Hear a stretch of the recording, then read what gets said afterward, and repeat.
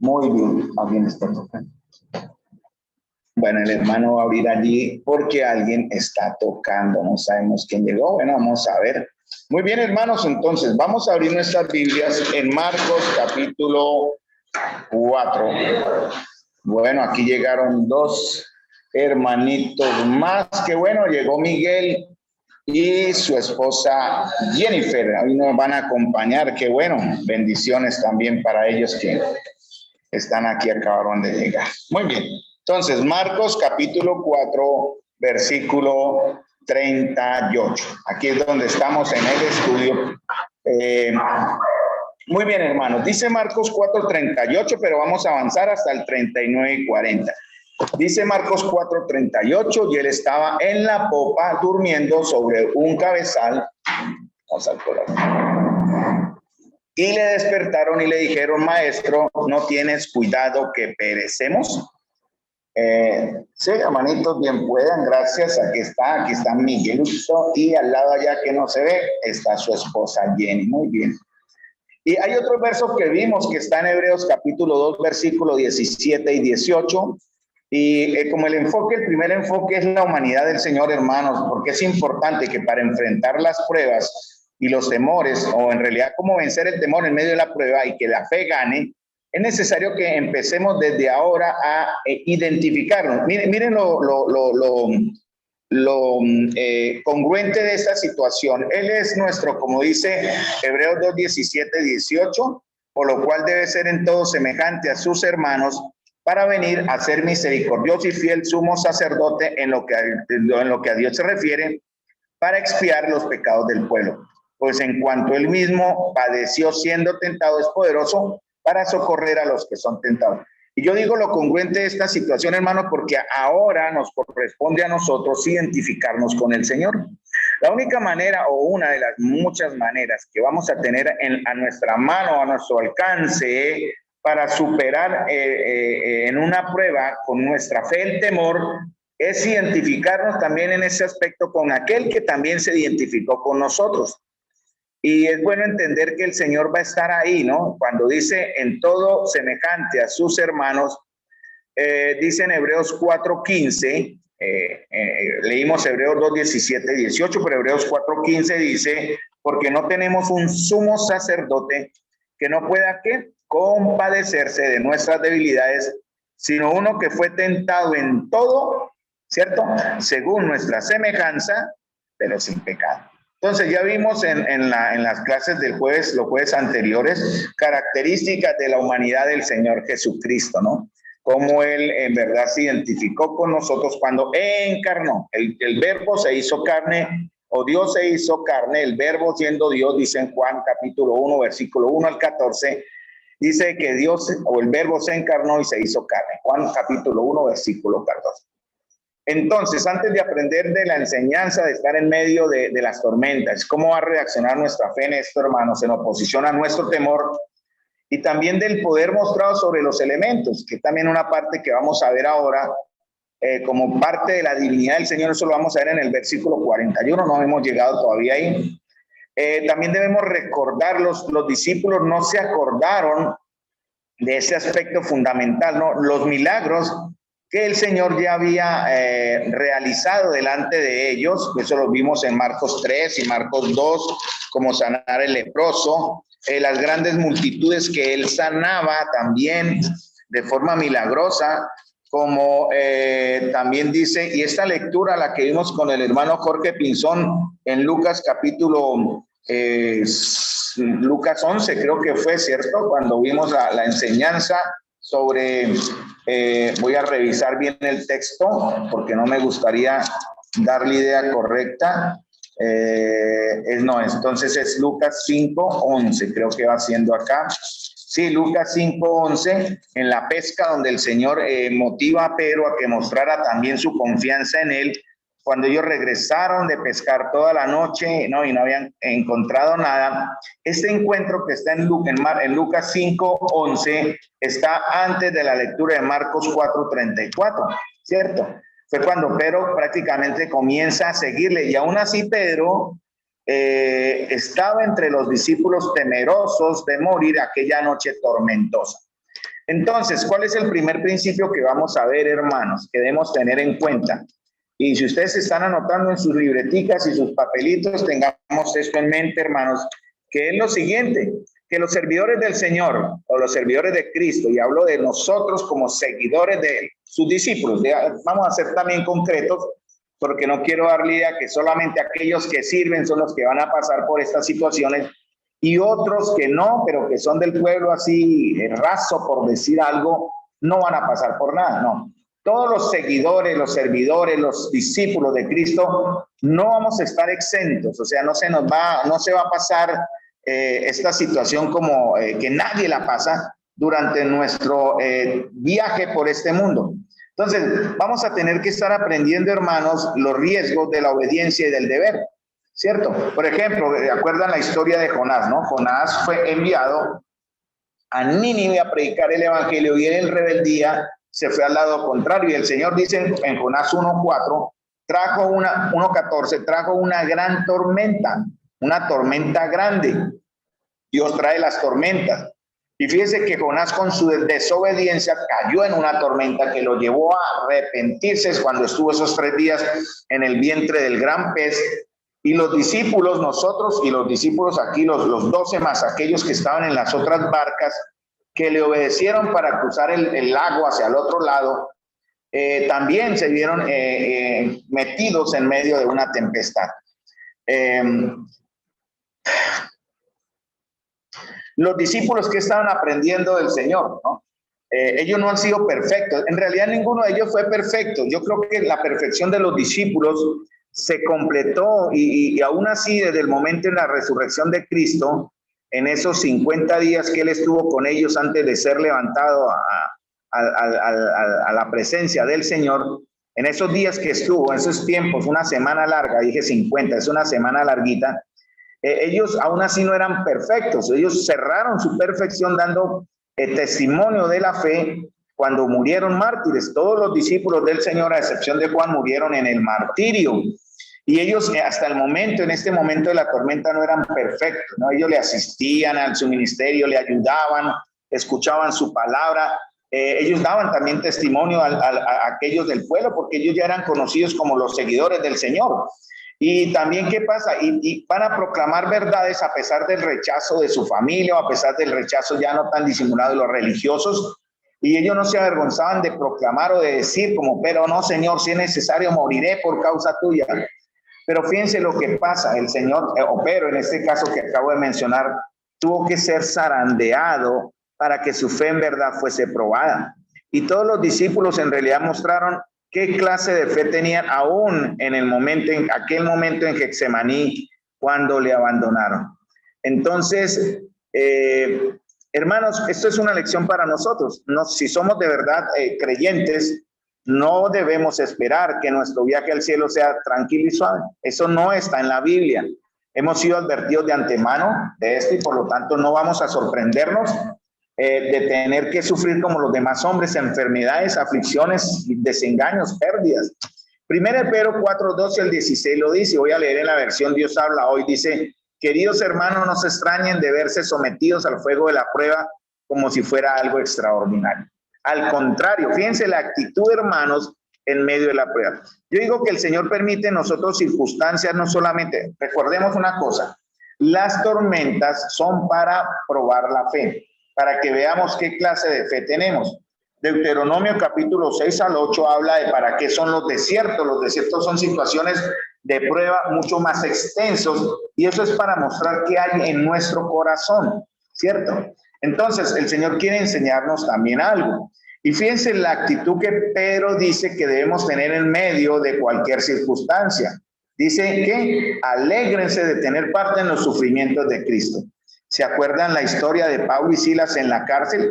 Les habían dado una palera, hermanos, como decimos aquí en nuestros términos acá, una paloterapia, por haber estado hablando del evangelio, y ellos dijeron, no, nos es necesario obedecer a Dios antes que a los hombres, y siguieron enseñando, y los cogieron presos y les dieron un azote tremendo, y ellos estaban ahí adoloridos, estaban tal vez sangrantes, era lo más seguro, en la cárcel. Eso está en Hechos 16, creo, creo que es esa la porción, sí, si mal no recuerdo.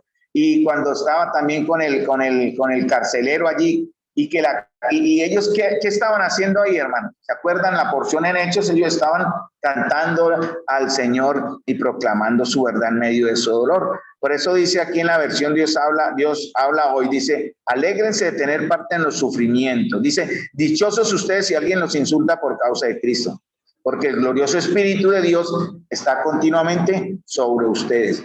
Si alguno de ustedes sufre, que no sea por asesino, ladrón o criminal, ni por meterse en asuntos ajenos, pero si sufre por ser cristiano, no se avergüence, sino alabar a Dios por llevar ese nombre. Entonces, Dios nos ha prometido, hermanos, perdón, ¿cierto? Por gracia soy salvo. Nos da un perdón completo y gratuito. Él dice, yo echaré tras mis espaldas vuestros pecados y vuestras rebeliones. ¿Qué más dice el Señor? Gracia, ¿cierto? Cuando el pecado abundó, sobreabunda la gracia. Y en Gálatas y en Romanos se habla de la gracia de Dios que nos ha sido dada a nosotros, ¿cierto? Para acompañarnos en este viaje mientras pasamos al otro lado. ¿Qué hay al final? Cuando terminemos nuestro viaje. Ayer fue el entierro doloroso, supe, y muy triste del hermano Sergio Pedraza, ¿cierto? Él en medio de una situación muy tremenda, en una prueba de salud tremenda, él terminó su viaje. ¿Dónde está Sergio ahora? Creemos, en la voluntad del Señor, que Sergio Pedraza está ahora en gloria con el Señor, ¿cierto? Pero el Señor jamás dijo, a pesar de que nos da gracia, que nos da compañía y protección en los momentos cuando sean necesarios para nosotros, no dice que no tendremos aflicciones. Entonces, Él nos ama demasiado, hermano, para hacernos semejante promesa. En realidad, Él no quiere malcriarnos. ¿Se imaginan cómo seríamos nosotros como cristianos si no tuviésemos aflicciones? ¿Qué clase de fe tendríamos si no estuviésemos pasando por situaciones de dolor, de pérdida, enfermedad, muerte, rechazo y todo lo que conlleva una prueba, escasez, ¿cierto? Todo lo que conlleva un desierto, una tormenta, nos enseñan y nos fortalecen. Es necesario que vuestra fe, dice en 1 Pedro, sea probada. Entonces vamos a recibir muchas lecciones valiosas que si no las tuviéramos, hermano, nunca aprenderíamos en verdad. Entonces, ¿qué pasa con las tribulaciones y pruebas que van a venir? ¿Cierto? ¿Qué va a pasar? El Señor va a descubrir nuestras debilidades. A un hombre le dio un aguijón en la carne. ¿Se acuerdan cuál hombre era? No, Pablo, ¿no? Eso está en 1 Corintios. Y Pablo le decía, quítame este aguijón. ¿Por qué Dios? ¿Cuál aguijón tendría Pablo? No lo sabemos. Pero él estaba siendo en esta situación probado para que no se ensoberbeciese y se enorgulleciese demasiado, porque él fue ese hombre que él mismo dio testimonio. Él no lo dio por nombre, pero fue él el que fue llevado en visión a la presencia del Señor. Yo me imagino cómo sería nuestra actitud también que fuésemos llevados como Pablo en algún momento al tercer cielo y ver cosas grandiosas de las cuales el hombre no le es dado a hablar. Y el Señor, para mostrarle su poder y su fortaleza en realidad, cómo su poder se perfecciona en la debilidad. Esa es la enseñanza principal del aguijón de Pablo, le dio este azote. Entonces, hermanos, sabemos entonces que nosotros no estamos exentos de pasar por tormentas.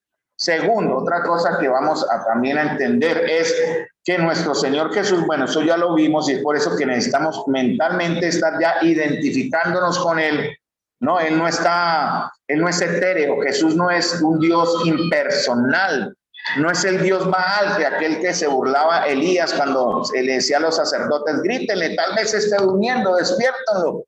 La Biblia dice que no se dormirá el que guarda a Israel, no se dormirá, el Señor está constantemente, y el Señor más Jesucristo, como leí en Hebreos 2, siendo nuestro fiel y sumo sacerdote, Él es un hombre real y verdadero. Él como está en la presencia del Señor ahora, recordemos, Él está como hombre y como Dios. Él subió como un hombre, Él no se transformó mientras llegaba a la presencia del Señor allá y es un espíritu, no, Él es hombre como corporal, ya en carne, pero también es Dios. Y vemos su actitud calmada y desinteresada, ¿no? ¿Cómo lo vemos? Durmiendo tranquilamente, ya cuando la tormenta empezaba a ponerse ya grave y como más dura. Vimos el jueves pasado, ¿no? Cómo él tenía un cuerpo exactamente como el nuestro. Tenía hambre, sed, dolor, cansancio, necesitaba reposar. Recuerden que había estado todo el día en los negocios de su padre, ¿no? Y como dije, también como recordando nuestra flojera en las cosas del Señor. Incluso para levantarnos a orar es un trabajo grande para muchos. A ver, yo también me incluyo ahí, ¿no? Es muy pesado, es una carga para muchos levantarnos temprano a buscar del Señor. Sin embargo, el Señor madrugaba antes de que el sol saliese, hermanos, y él entonces se comunicaba y tenía comunión con su Padre. Y su jornada terminaba a altas horas de la noche, tipo 7, 8, 9, 10, vamos a pensar bien allá. ¿Y nosotros qué hacemos cuando llegamos del trabajo, hermanos? Vamos a la Escritura a darle gracias al Señor en oración. Y muchos, me incluyo también en muchas partes, también cuando he llegado a ese punto, que nos sentamos más bien a ver televisión o a ver otra cosa que no las cosas del Señor. Entonces Hebreos 4:15 lo dice, no tenemos un sumo sacerdote que no pueda compadecerse de nuestras debilidades. Entonces, él sí puede compadecerse de nuestras debilidades. ¿Qué más tenemos que entender, hermanos? Y lo vamos a ver en el estudio también, que nuestro Señor Jesucristo, eso lo vamos a ver en el versículo 41, como Dios es omnipotente.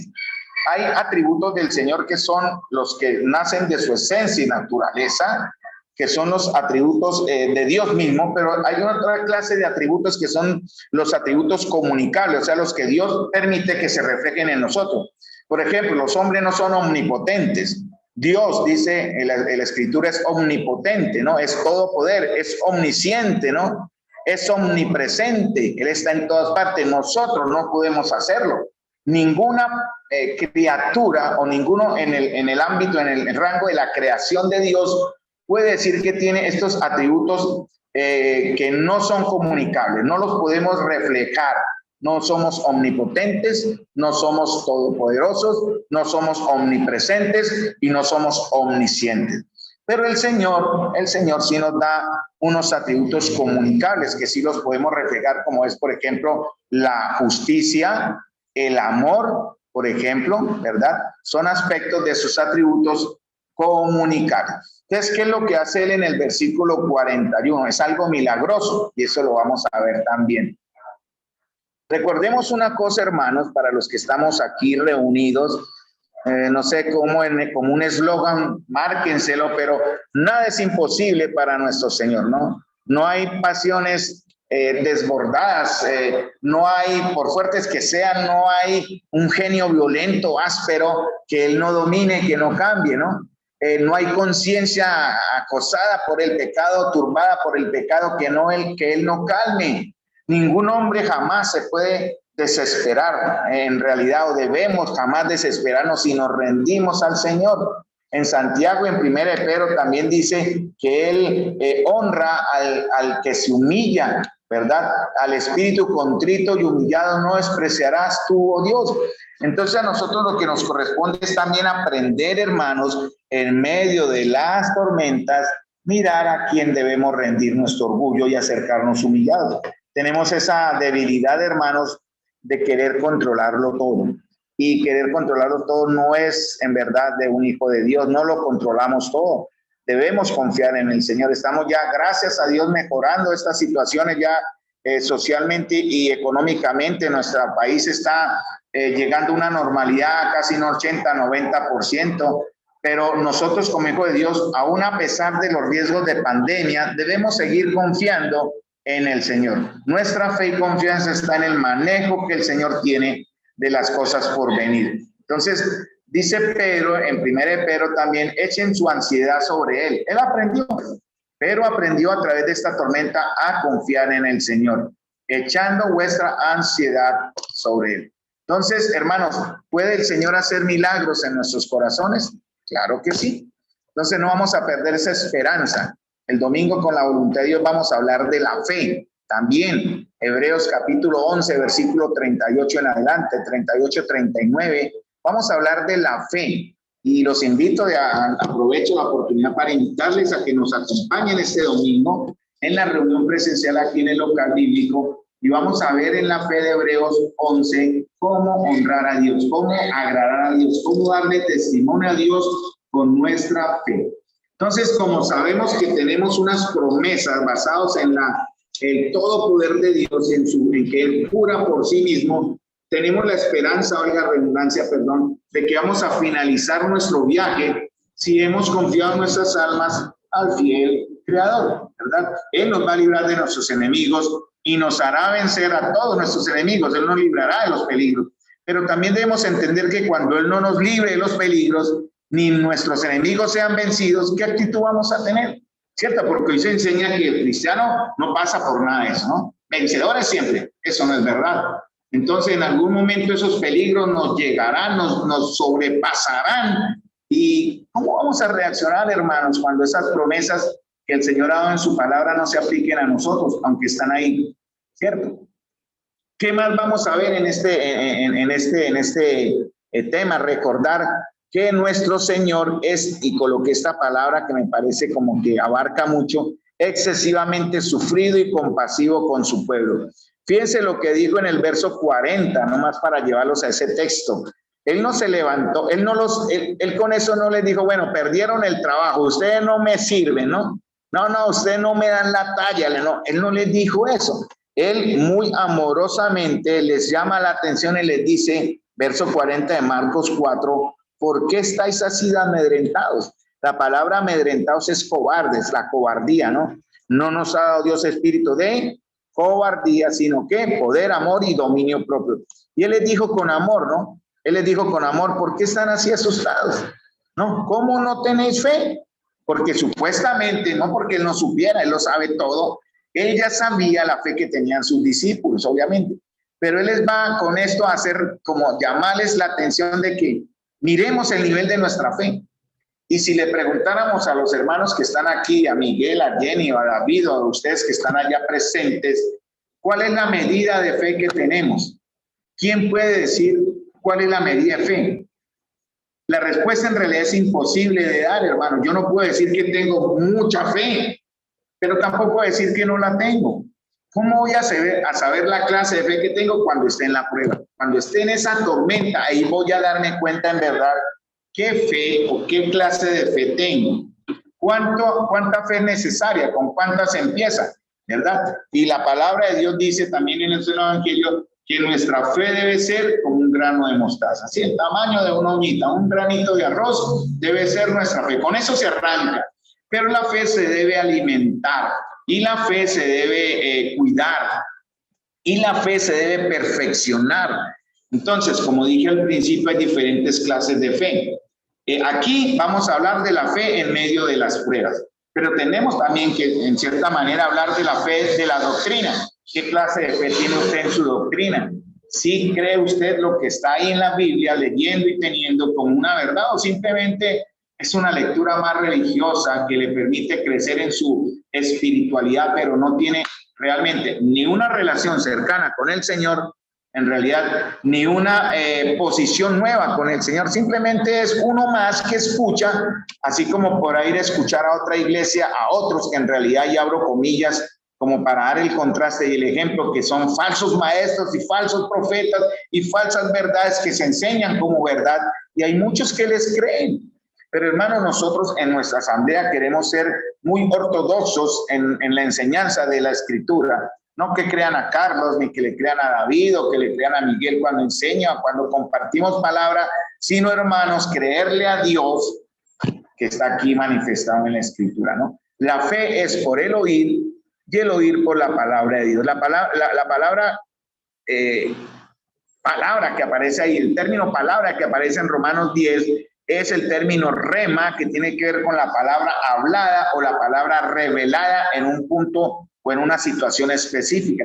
Y para eso, hermanos, es necesario que nosotros estemos involucrados en la Escritura para que el Señor nos hable. No nos revela cosas nuevas, y quiero aclarar eso. Ya no hay profecía nueva. Esos falsos que están hoy hablando de mentiras, de cosas que habrán de venir y que no vienen, obviamente porque no son del Señor, entonces no debemos creerle. Toda la verdad de la Escritura, lo que ha pasado, lo que está pasando y lo que pasará, está aquí claramente, hermanos, revelado en la Escritura. Pero el Señor en algún momento sí le va a hablar a usted de una manera muy personal, dándole esperanza por medio de la misma Escritura. Ese es el rema, así es como la como su fe o como nuestra fe va a crecer, ¿cierto? Así es como nuestra fe va a crecer. Cuando el Señor empiece de esa manera, dice en el Salmo 103:13, ¿por qué teméis? Bueno, hablando de lo que vimos en Marcos aquí, ¿cómo no tenéis fe?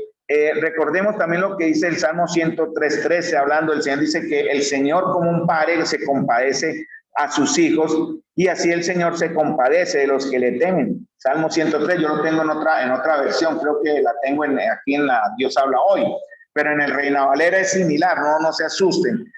Bueno, vamos a leerlo directamente en el Reina Valera para que ustedes lo vean. No hay cambio, pero Salmo 103. Yo me acuerdo una vez cuando joven a nosotros nos hicieron memorizar el Salmo 103, y el que memorizaba el Salmo 103 se ganaba. ¿Se acuerda, David? ¿Se acuerda? Hace muchos años, una Biblia. ¿Quién se ganó esa Biblia? ¿Se acuerda, David? Yo sí me acuerdo, el joven Marlon Capacho, que ya no está, señor, pero siendo un joven, él me acuerdo que Marlon se aprendió todo el Salmo 103. Yo también me lo aprendí, pero con los años se ha olvidado, pero hay algunas porciones que uno recuerda con mucho cariño y que nos ayudó. El Salmo 103:13 dice, como el Padre se compadece de los hijos, se compadece Jehová de los que le temen. Verso 14, porque Él conoce nuestra condición y se acuerda de que somos polvo. Entonces el Señor sí conoce cómo estamos. Entonces, en cualquier situación, ya sea una enfermedad, perdió su trabajo, usted, bueno, hay muchos nombres, hermanos, no piense que está solo. Satanás, una de las trampas de Satanás, si usted mira en el contexto de 1 de Pedro, cuando habla que Satanás como león rugiente anda buscando a quien devorar, tiene que ver con este aspecto de aquellos que están débiles en la fe. Ahí dice en 1 de Pedro, ¿no? En el contexto habla eso. Entonces Satanás va a romper la cadena por el eslabón más débil. Si usted en este momento por alguna circunstancia duda de la bondad del Señor, si usted por alguna circunstancia hoy duda de que Él se compadecerá de usted, que Él está ahí para guiarle, que Él es el cumplimiento de 1 Corintios 10:13, que Él dice, no le va a venir ninguna tentación o prueba que no sea humana, pero fiel, y voy a transliterar ahí, voy a parafrasear, perdón, dice el Señor, pero fiel soy yo, que no les dejaré ser tentados o probados más allá. Él conoce nuestro límite, lo que pasa es que los límites nosotros no nos conocemos. Por eso el Señor nos va a llevar hasta ese punto de nuestro límite, pero no nos va a dejar caer. Entonces, también el Señor es misericordioso, ¿cierto? Él dice, yo soy fuerte, temible, misericordioso también y clemente, pero ¿qué dice? Que no tendrá por inocente al culpable. Así como el Señor se puede compadecer de los que le temen, Él no va a tener por inocente al que está en pecado. Entonces, Él es lento para la ira, grande en misericordia, pero no va a premiarnos, no nos va a premiar según nuestras iniquidades. Ve nuestra debilidad, comprende nuestras flaquezas y ve todas las deficiencias de nuestra fe, de nuestra esperanza, de nuestro amor, de nuestro valor. Y Él no nos lanza lejos. Yo pude haber hecho con los discípulos eso. No me sirve, no pasaron la prueba, ¿cierto? Él nos soporta. ¿Hasta dónde nos ama el Señor, hermano? Ustedes me pueden decir, bueno, ustedes ya conocen el término, ¿hasta dónde nos ama el Señor? Si yo le preguntara a uno de los que están aquí, ¿cuál es el inicio y el final del amor de Dios? ¿Tiene inicio? No hay inicio para nosotros. El amor de Dios, por ser Dios, no tiene principio ni fin, pero para con nosotros tampoco, ¿verdad? Él nos ama hasta el fin. Hermanos míos, ya para terminar estos últimos minuticos. Entonces, su paciencia, como su amor, es una paciencia incomprensible, no la entendemos. Entonces, pero Él cuando ve que el corazón es recto, se complace en perdonar nuestras faltas. Pero también aquí podríamos decir que sucede también lo que pasa en Hebreos capítulo 12, que Dios al que ama, disciplina, ¿cierto? Y azota a todo el que recibe. Por eso no piense, hermano, usted que puede andar en sus pecados y andar como si nada pasara, y Dios no va a hacer nada. Entonces, Él, si usted está en una relación o si estamos en una relación recta con el Señor, ¿qué es lo que sucede ahora, mis queridos hermanos? Pues sí tenemos que aprender que van a venir las pruebas y las tormentas, pero también va a venir disciplina, disciplina. Entonces, no vamos a decir, ay, a mí el Señor nunca me castiga. eso tampoco va a ser así. La disciplina, mis amados hermanos, no es solamente la que causa dolor. La palabra disciplina es enseñanza, ejemplo y guía. Eso también significa el término disciplina. Entonces el Señor tiene para trabajar en ese aspecto, el Señor al que ama disciplina. Entonces, vamos a tratar de llegar a ese punto. Esto fue como la introducción apenas de lo que va a ser el estudio, ¿no? De lo que va a ser estos dos versos, verso 39 y verso 40. Porque vamos a hacer como una comparación entre la fe y el temor. Los dos no se llevan, es como el agua y el aceite. Él dice en 1 de Juan que en el amor no hay temor, porque el perfecto amor echa fuera el temor. Dice, porque el que teme no ha sido perfeccionado, no dice en la fe, sino en el amor. Entonces, hay tres aspectos. Me adelanté un poquito, pero bueno, para que vean qué es lo que vamos a ver.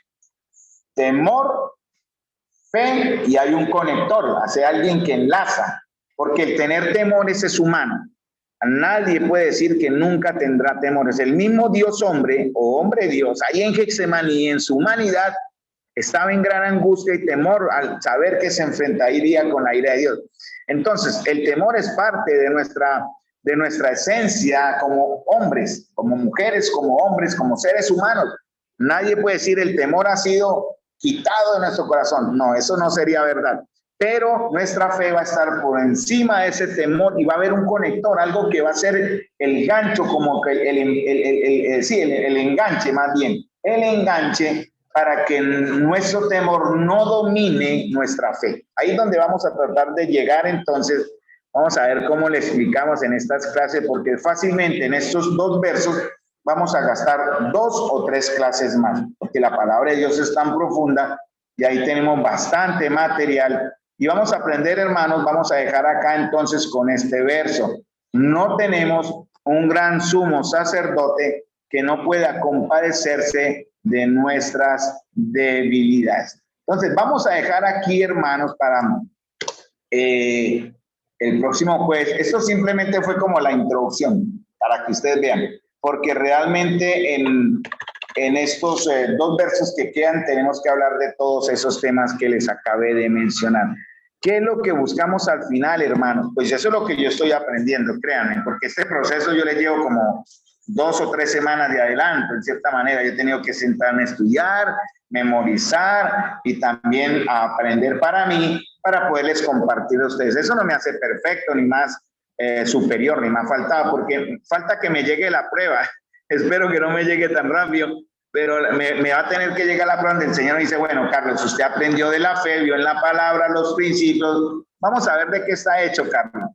Y en algún momento, pues en realidad sí, ya estoy siendo probado en fe, ¿no?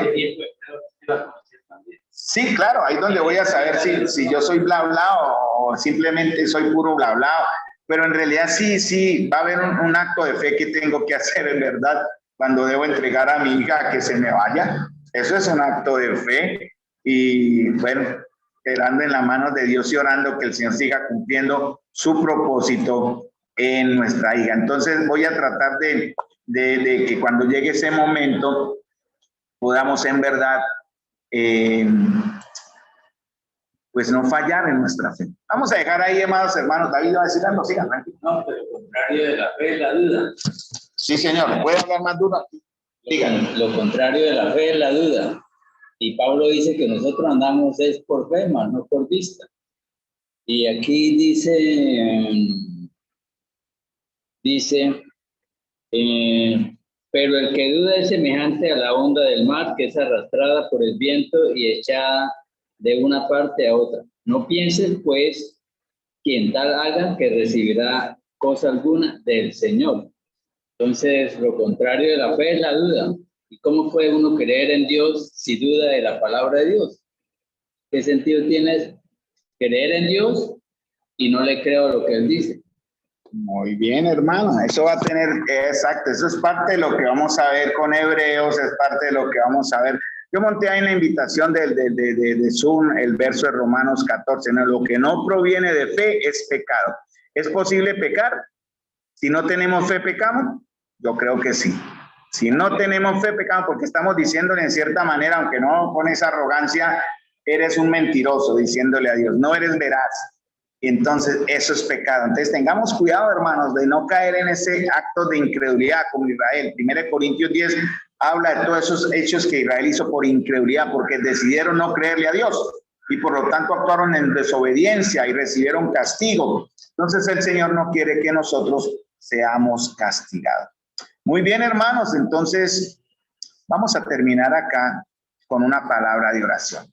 Padre amado, Señor, te damos las gracias por tu bondad, por tu gran amor, por tu infinita paciencia y por estar ahí, Señor, aunque yo no te vea, pero sé que estás aquí cerca de mí, cerca de cada uno de nosotros, Señor. Gracias, Padre Celestial, porque realmente tú nos has prometido, Jesús, que nos llevarás también al otro lado. Y sé que en este camino, Señor, tendré que ser, lo tengo que hacer. Y me estoy preparando, Señor, para esas nuevas pruebas que vendrán, que ya hemos pasado todos de alguna manera. Nos preparamos, Señor, para cuando ese momento llegue, Señor, te demos la honra y la gloria, porque ese es el propósito, Señor. Que la Biblia, que la verdad tuya también revela. Todo lo que hagamos, todo lo que pensemos, todo lo que digamos, ya sea en abundancia o en escasez, en salud, en enfermedad, sea para tu gloria.